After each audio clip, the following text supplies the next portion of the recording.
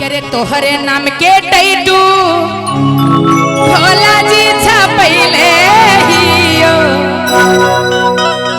आ तिलवा में बसैले ही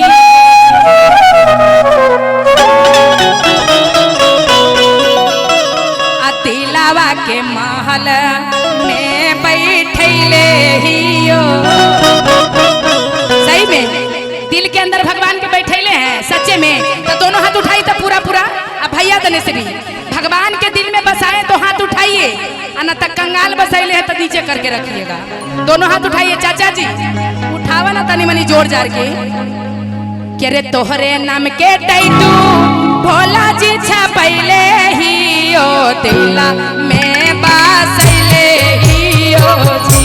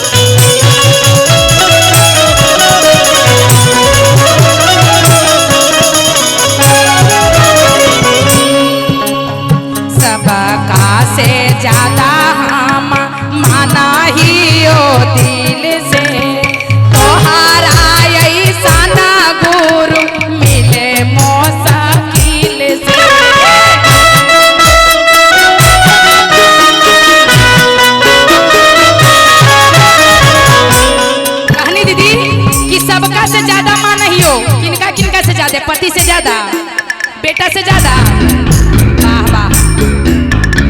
सबका से ज्यादा हम माना ही ओ दिल से, दुनिया में सबसे बार गुरु मुश्किल से।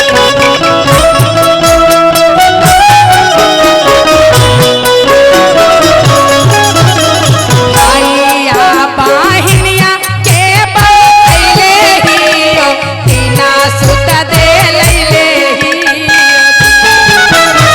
भैया बहनिया के बतैले हियो